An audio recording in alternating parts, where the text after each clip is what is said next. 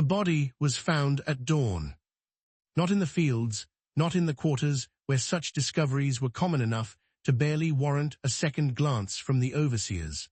This body was found in the grand parlor of Magnolia Crest, the most celebrated plantation in all of Point Coupee Parish, Louisiana. Sprawled across the Turkish carpet that Governor Hezekiah Fontaine had imported from Constantinople at considerable expense, surrounded by overturned furniture and shattered crystal, lay the man who had controlled half the political machinery of Louisiana for 23 years. He was not sleeping. The expression on his face told the story that his body could not the slack emptiness of natural death, not the grimace of sudden cardiac failure. Governor Hezekiah Fontaine wore the expression of a man who had seen something in his final moments that had shattered every certainty he had ever possessed. His eyes were open, fixed on the ceiling with an intensity that made the house servants who discovered him back slowly out of the room, unwilling to remain in the presence of that terrible stare. Sheriff Augustin Delacombe arrived at Magnolia Crest at 7:30, riding hard from Point Coupee with 2 deputies whose faces already carried the particular blankness of men preparing themselves for complications. Delacombe was 51 years old, a practical man who had spent 3 decades navigating the treacherous waters of Louisiana politics. He had investigated deaths before, plantation deaths, deaths that the powerful wanted explained in particular ways and no others. He understood his role before he ever dismounted his horse. Miriam Fontaine received him in the morning room, seated with the rigid precision of a woman who had decided exactly how she would perform grief and was executing that performance with absolute control. She was 44 years old, possessed of the kind of beauty that aged like fine wood, darkening and deepening rather than fading. Her dark hair was already pinned, her morning dress already arranged, her hands folded in her lap with a stillness that Delacombe found immediately suspicious. Women who had just discovered their husbands dead did not sit like statues. Sheriff, her voice was composed, melodic, carrying the faint traces of her Creole upbringing beneath the carefully cultivated accent of Louisiana aristocracy. I am grateful you came so quickly. Madame Fontaine, Delacombe removed his hat.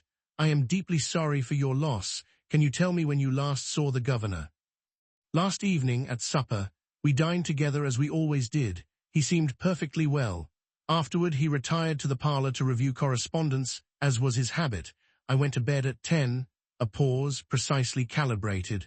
This morning, when he had not appeared for breakfast, I sent Josephine to wake him. She found him as you see. Delacombe nodded slowly. And you heard nothing in the night, no disturbance, no voices. Nothing. Her dark eyes met his without flinching. I sleep deeply, Sheriff, I always have. It was, Delacombe thought, either the truth or the most accomplished lie he had ever witnessed. He excused himself and went to examine the body. Miriam Fontaine was arrested on a Thursday morning in late October. The arrest was conducted by Delacombe himself, without the theatrical display that parish arrests often involved when powerful people were the subject. No crowd of deputies, no public spectacle. He came alone, at a reasonable hour, and Miriam received him in the morning room exactly as she had on his first visit, dressed and composed and waiting with the expression of someone who had made their peace with a particular outcome. She had known it was coming. She had known from the moment she sent the letter. Am I to be taken to Point Coupee? She asked. New Orleans, Delacombe said. The state attorney general has taken jurisdiction. Given the governor's position, they felt a parish proceeding would be, he paused, insufficient. Something moved in Miriam's eyes that might have been relief. New Orleans meant distance from the Point Coupee families and their considerable interest in a particular outcome. New Orleans meant a larger stage, more observers, less opportunity for the quiet burial of inconvenient truths. And Solomon, she asked. Her voice was steady, but the name cost her something. Delacombe could hear it. We have not located him, Delacombe said. The governor transferred him to a man named Archibald Tirode, a sugar planter in Assumption Parish. When I sent deputies to Tirode's plantation, they were told Solomon had been sold on to a trader 3 months ago. The trader's name was provided. The trader, when located, had no record of the transaction. Miriam absorbed this.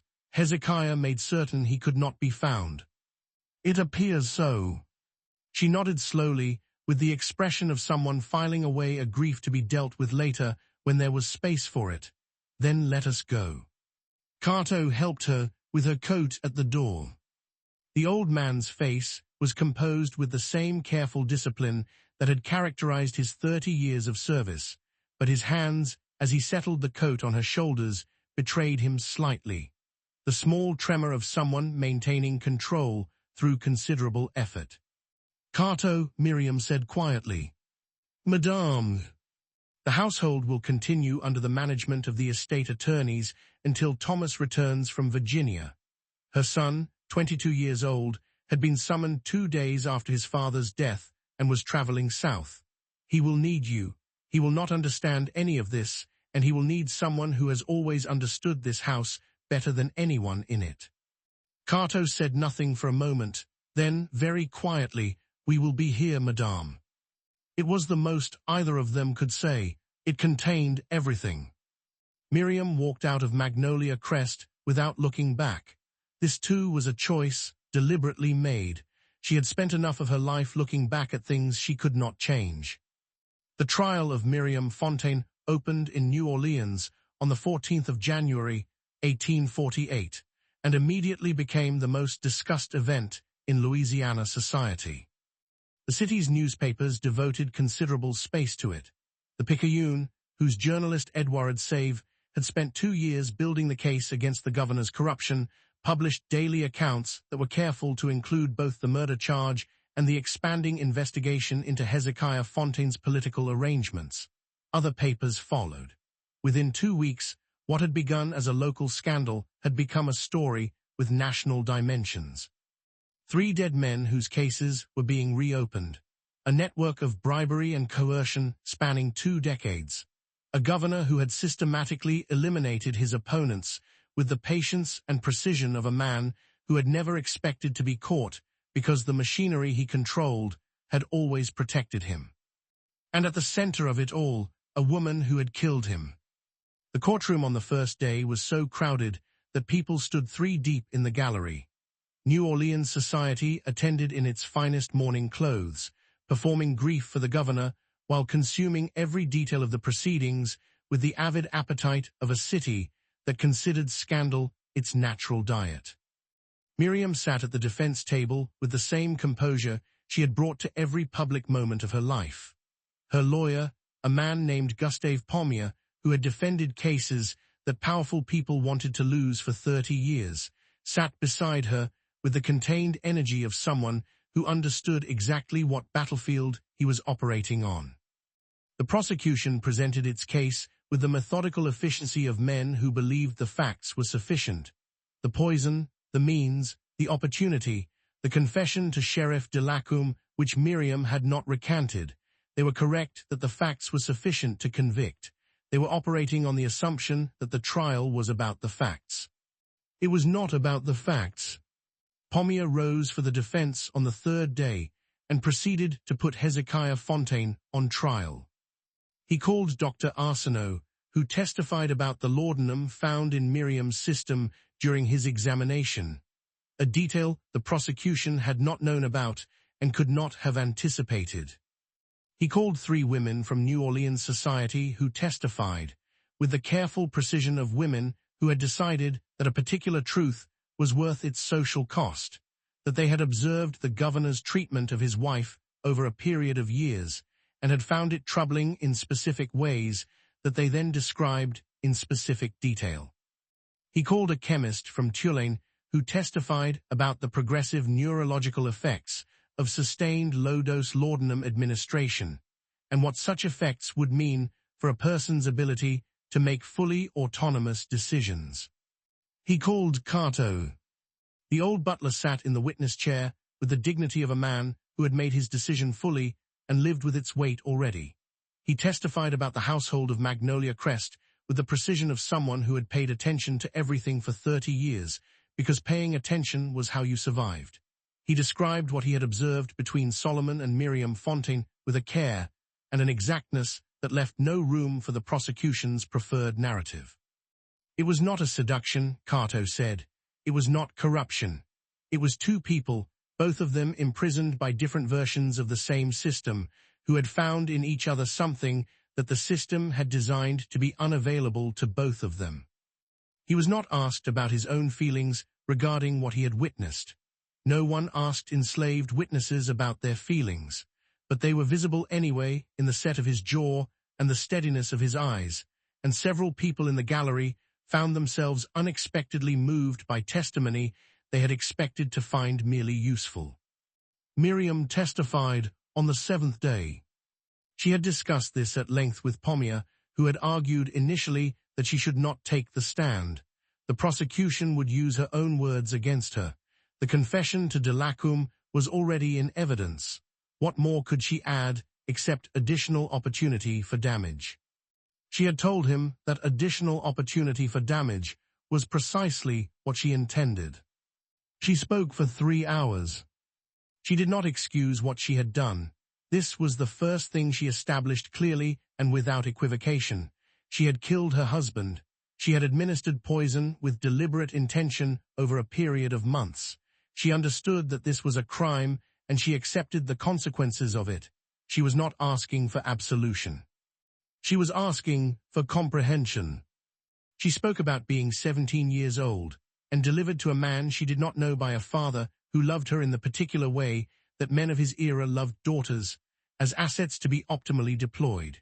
She spoke about 27 years of performing a self that was not herself, of being looked through rather than seen, of the specific slow violence of a life lived entirely for another person's benefit.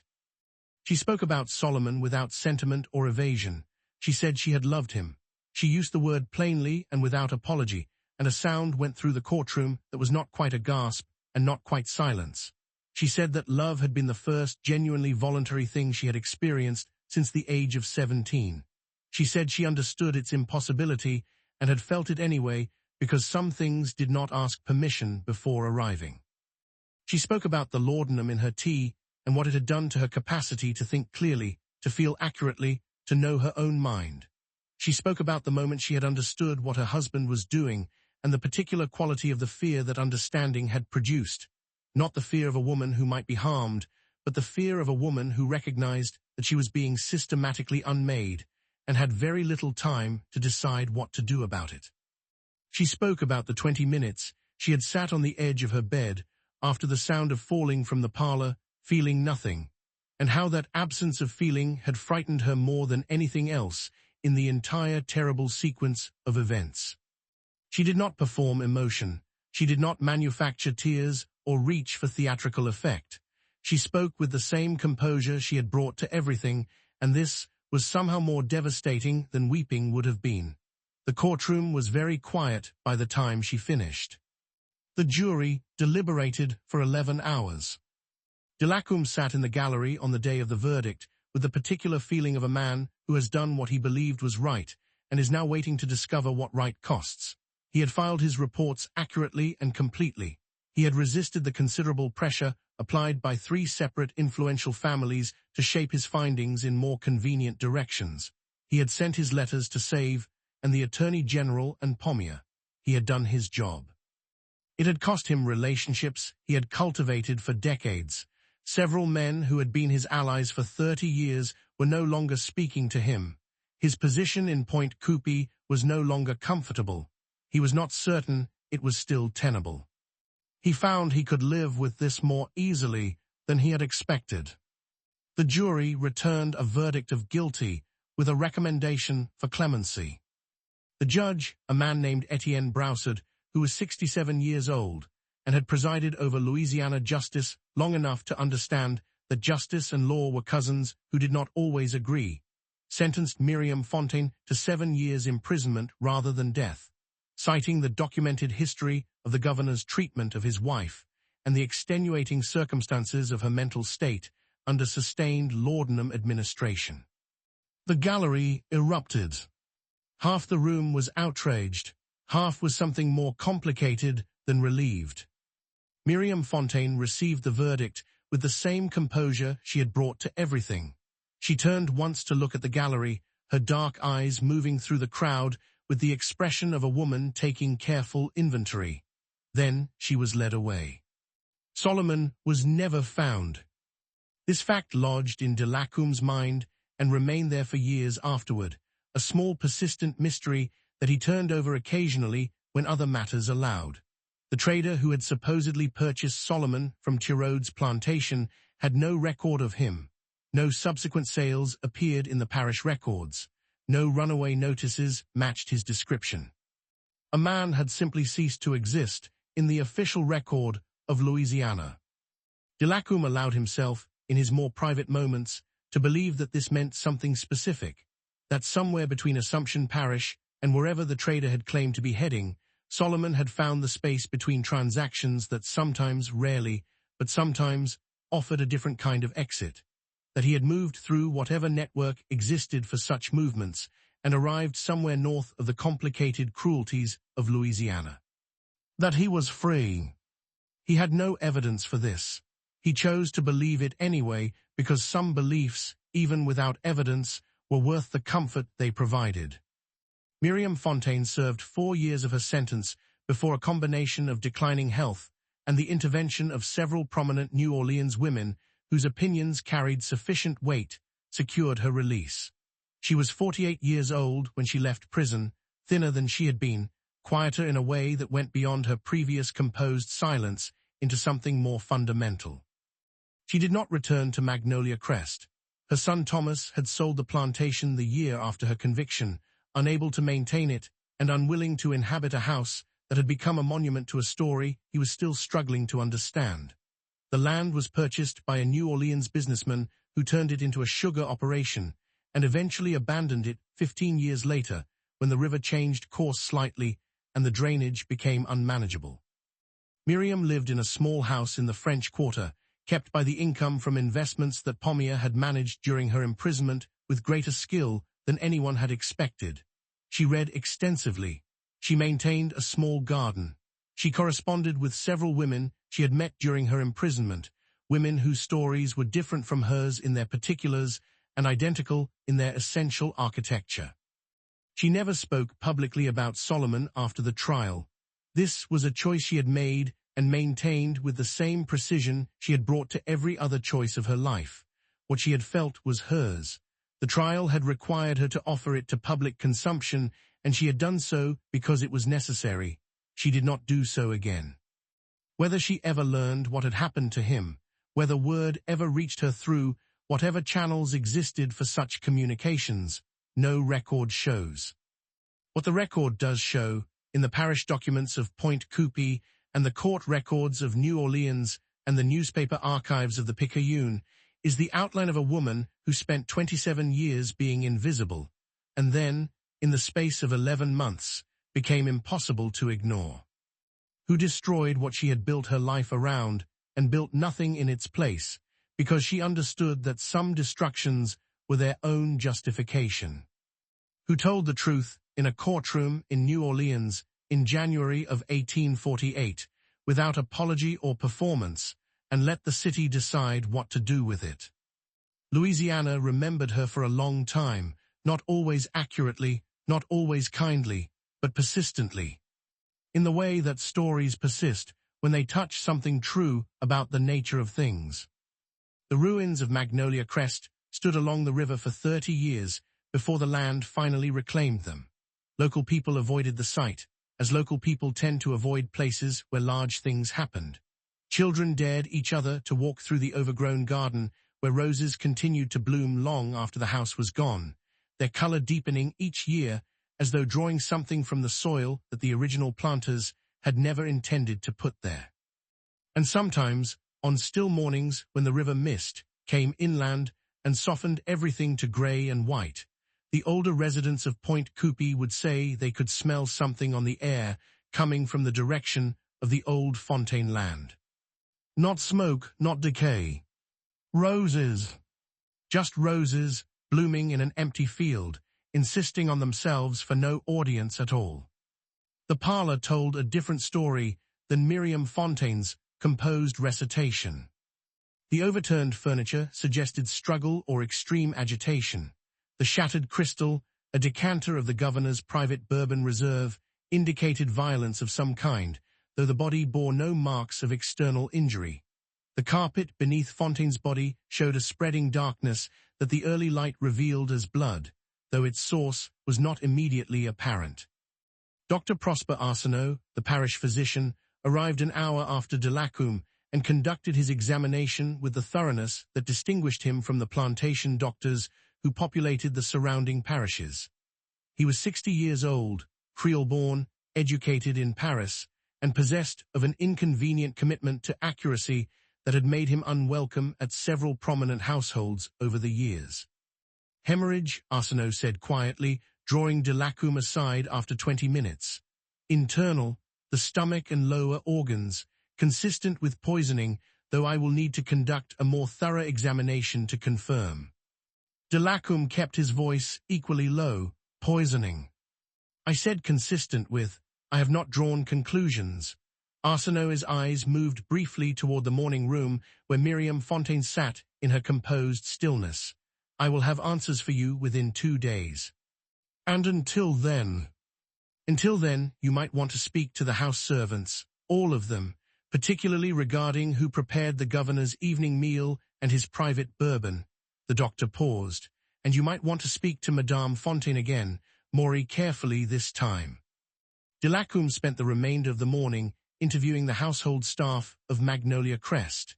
17 enslaved people worked within the house itself, a hierarchy of labor that ranged from the head butler Cato down to the youngest kitchen girl, who was perhaps 12 years old and wept continuously throughout her brief interview, though whether from grief or fear Delacombe could not determine. What emerged from these conversations was not a portrait of domestic harmony. Magnolia Crest had changed in the past 8 months. The servants described it in the careful, measured way of people who understood that information was dangerous and silence was survival. There had been a tension in the house, they said, an unease. The governor had been drinking more heavily. Madame Fontaine had taken to long, solitary walks along the river in the early mornings. There had been arguments, heard through closed doors, the specific violence of whispered fights that are more terrible than shouting, because they indicate the participants understand exactly what they are fighting about. And then there was Solomon. Solomon had arrived at Magnolia Crest 11 months ago, purchased by Governor Fontaine himself at the New Orleans market. He was 32 years old, born in Virginia, possessed of a craftsman's education in carpentry and masonry that made him valuable beyond the ordinary field slave. The governor had bought him specifically to oversee the renovation of Magnolia Crest's eastern wing, a project that had been delayed for 3 years by inadequate supervision. The servants described Solomon with a collective carefulness that Delacombe recognized immediately as protective. They chose their words about him the way people choose their steps, crossing uncertain ground, deliberately, with attention to what lay beneath. He was skilled, they said, quiet, respectful. He kept himself apart from the others, not out of arrogance, but out of some internal discipline that the other servants found both admirable and slightly unnerving. He read, which was technically illegal, and which everyone on the plantation pretended not to know. He had a quality of stillness about him that made people feel, paradoxically, both calmed and alert. And his relationship with Madame Fontaine? Delacombe asked Cato, the head butler, a man of 58 who had served the Fontaine household for 30 years. Cato was silent for a long moment, the silence of a man weighing survival against conscience, loyalty against truth. They spoke, Cato said finally, during the renovation work. Madame Fontaine took an interest in the progress. She would walk through the eastern wing in the afternoons. They would discuss the work. Just the work. Another silence, longer this time. That is what I observed, Sheriff. Delacombe studied the old man's face. What he saw there was not deception exactly. It was something more complicated. The expression of a man who had witnessed something that could not be unseen, who understood its implications completely, and who had spent months deciding what his knowledge cost and what it was worth. Where is Solomon now? Delacombe asked. Cato's expression shifted. Something moved across it that Delacombe could not immediately name. Gone, Cato said, Since 3 days past, the governor sent him away. Sent him where? He did not say, Sheriff. The governor did not explain his decisions to us. A pause. He came to the quarters in the evening, collected his few belongings, and was gone before morning. Several of us saw him go. He said nothing. Only, Cato stopped. Only what? The old man looked at his hands. Only that he was sorry. He said it to no one in particular, just spoke it into the air as he walked away. I am sorry. Those were his last words to us. Delacombe returned to the morning room and found Miriam Fontaine exactly as he had left her. Same posture, same folded hands, same expression of composed grief that he was increasingly certain was a performance of extraordinary discipline rather than actual feeling. Madame Fontaine, he said, taking the chair across from her without waiting for an invitation, I need to ask you about a slave named Solomon. For the first time since his arrival, something moved in Miriam Fontaine's dark eyes. It was not guilt. It was not fear. It was something that Delacombe, in 30 years of investigating the crimes of the powerful, had rarely encountered in the faces of the accused. It was defiance. Miriam Fontaine had been 17 years old when her father delivered her to Hezekiah Fontaine as a bride. This was not unusual. This was not even remarkable by the standards of Louisiana's Creole aristocracy, where daughters were the currency of political alliance and beauty was a negotiable asset. Her father, Edouard Villeneuve, had built his fortune in the indigo trade and wanted a seat at the table of real power. Hezekiah Fontaine, 38 years old, and already the most influential political figure in the parish, had wanted exactly the kind of beauty and bloodline that Miriam represented. It was a transaction. Everyone understood it as such, including Miriam herself. She had been raised to understand her role. The educated daughter of an ambitious man, she had been taught French literature and pianoforte, and the management of a great house, and the art of conversation, and every other skill that would make her a valuable ornament for a powerful man's arm. She had not been taught to want things. Wanting things, for women of her station, was a kind of indulgence that led nowhere useful. She had married Hezekiah Fontaine and moved into Magnolia Crest and become the governor's wife, and performed that role with the same precision she brought to everything. She had hosted dinners and managed servants, and supervised the household accounts, and smiled at the right moments during political functions, and said the appropriate things to the appropriate people, and been, by every external measure, exactly what was required of her. For 27 years, she had been exactly what was required of her. And then Solomon had arrived. She had not intended it. This was the first thing she had understood with absolute clarity in the months since the world had rearranged itself around a single impossible fact. She had not set out to feel anything. She had walked through the eastern wing because the renovation was interesting to her, because watching skilled work being executed well gave her a satisfaction that she could not find in embroidery or social calls or the endless performance of her life. Solomon had been working alone the first time she stopped to watch. He was fitting wooden panels to the walls of what would become the new library, his movements precise and unhurried, each piece placed with a care that spoke of genuine investment in the quality of the result. She had watched for perhaps 5 minutes before he noticed her presence. He had not startled, had not dropped his tools or assumed the particular posture of civility that enslaved people learned to perform for white observers. He had simply looked at her, nodded once, and returned to his work. She had come back the following afternoon. And the afternoon after that. You will not find what you are looking for, Miriam said to Sheriff Delacombe, her voice perfectly level, because there is nothing to find. A man is dead, Madame Fontaine, in suspicious circumstances. In my experience, there is always something to find. My husband's heart failed. He was not a young man. He drank heavily. He carried considerable stress. Dr. Arsenault believes otherwise. The first crack appeared, almost invisible, barely perceptible in the composed mask of her expression.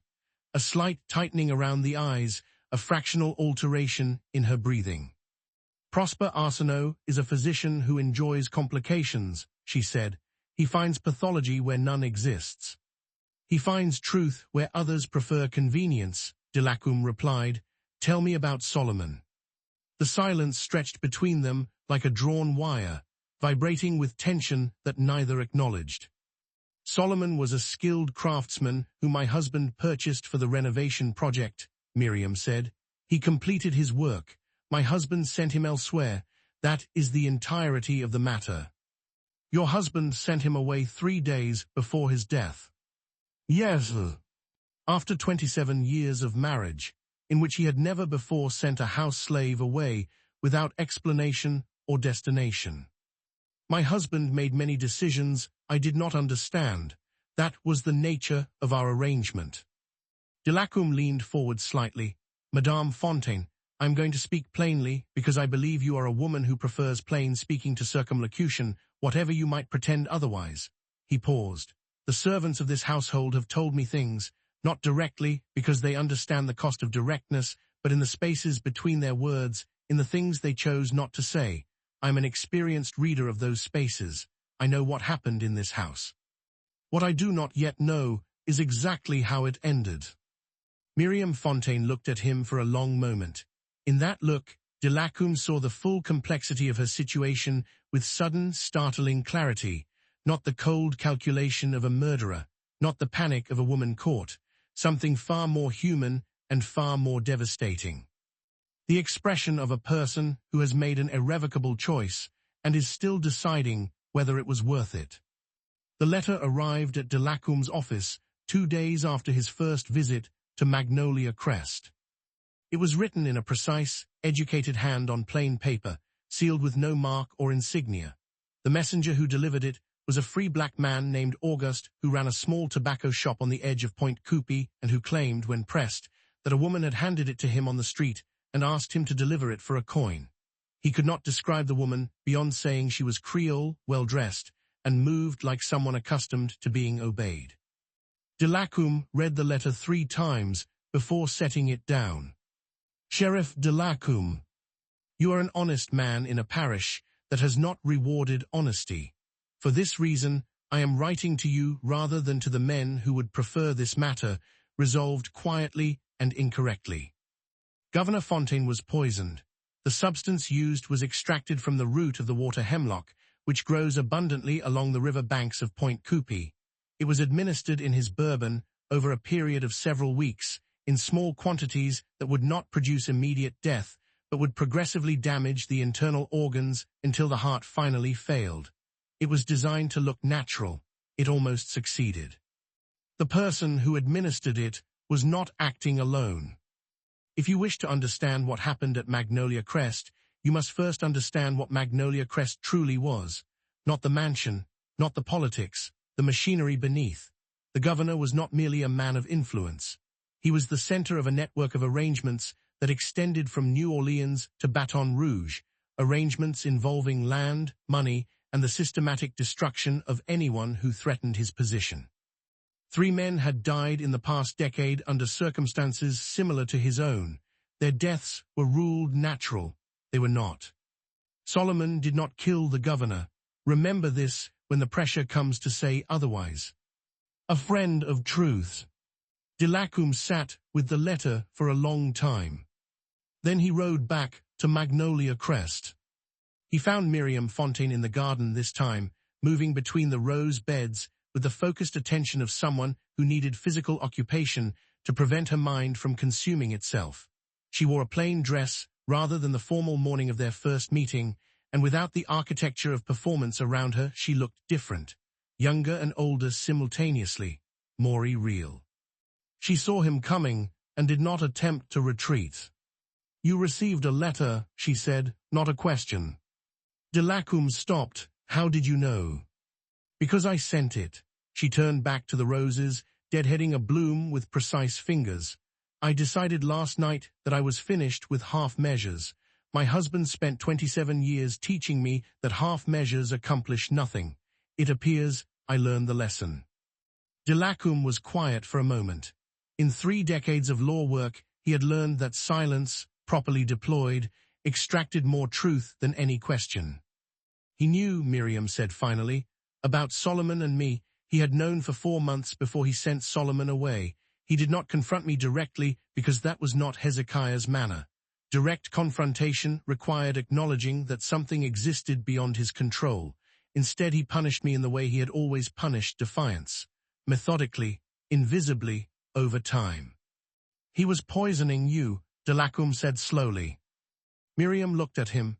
The laudanum he began adding to my evening tea produced a particular drowsiness.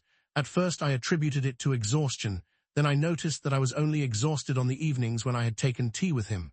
I stopped taking the tea, the exhaustion disappeared. She paused. He was not trying to kill me, I think. He was trying to make me compliant, manageable. He had done it before, in the early years of our marriage.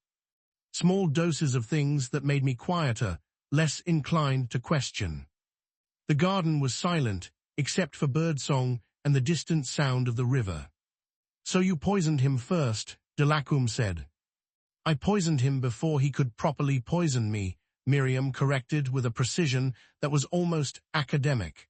There is a distinction that matters, at least to me. It will not matter to a jury. No, she set down her gardening tools and turned to face him fully. It will not, which is why I need you to understand the complete picture before you decide what to do with what you know. She told him everything. Not in the fragmented, carefully managed way of their first conversation, but completely with the exhausted relief of someone who has been carrying a weight so long that setting it down feels like a physical sensation. Solomon had come to Magnolia Crest 11 months ago, and Miriam had watched him work, and something had happened that she had spent months trying to find adequate language for. It was not simply desire, though desire was present. It was recognition. The specific, devastating recognition of seeing another person clearly and being clearly seen in return, something she had not experienced in 27 years of marriage to a man who had looked through her as though she were a window rather than a person. Solomon had been educated by a previous owner, a Virginian who had believed, unusually, that skilled craftsmen produced better work when they could read. He had taught himself further in the years since, accumulating knowledge in the secret way that enslaved people accumulated everything they needed to survive, carefully, invisibly, at great personal risk. He had read more than most free men Miriam had ever met. He had opinions about things. He thought about the world with a rigor and an honesty that she found, after 2 decades of polished social performance, almost unbearably refreshing. They had spoken first about the renovation work, then about the book she lent him, carefully, secretly, the transaction conducted with the practiced invisibility that enslaved people and their complicated allies learned to perform. Then about larger things, about Louisiana and its particular cruelties. About the nature of power and the uses of beauty and the cost of performing a self that was not your actual self for so long that you began to lose track of where the performance ended and the person began. He had told her once, during a conversation conducted in the half-hour between the governor's departure for town and the return of the house servants from their morning tasks, that freedom was not a place. He had said that every enslaved person he had known who had managed to maintain something essentially human about themselves had done so by finding within themselves a space that no master could reach, a place of private sovereignty. She had wept, not decorously, not with the controlled tears appropriate to a governor's wife. She had wept the way she had not wept since she was 17 years old and understood fully what her father had traded her for. Solomon had not touched her. He had simply waited, with the particular quality of patience she had come to understand was not passivity, but its opposite, an active, chosen stillness that contained more strength than any violence. When did the governor discover it? Delacombe asked. April. Miriam had resumed walking, moving slowly between the garden beds. He said nothing to me, nothing changed in his behavior toward me that I could detect, which was itself the warning I should have heeded more seriously. Hezekiah's anger was always cold, always quiet, always organized. She paused. In May he began adding things to my tea. In July he sent Solomon away without explanation or destination. He would not tell me where. He said only that the man had been transferred to a business associate and that I would not be seeing him again. And the poison. I had known about water hemlock for years. One of the older women in the quarters, a woman named Celestine who had lived on this land since before I arrived, she knows every plant that grows along this river, what heals, what harms, what kills quickly and what kills slowly. Miriam stopped walking. She did not help me willingly. I want you to understand that clearly. She told me what I asked because I left her no choice, and that is a thing I carry without any comfort whatsoever. Whatever happens to me, Celestine must not be touched. Delacombe filed this away. Go on. I began in August, small amounts in his bourbon which he poured himself each evening and which no one else touched. I was not certain it would work. I was not certain I wanted it to work. Her voice dropped. That is the truth that I find most difficult to say aloud. For 3 months I administered poison to my husband and simultaneously hoped it would fail.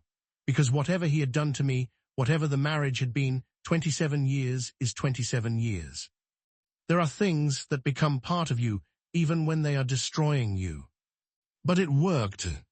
It worked. Miriam Fontaine stood very still in her garden with the Louisiana morning around her, the river smell in the air, the roses blooming with complete indifference to human tragedy.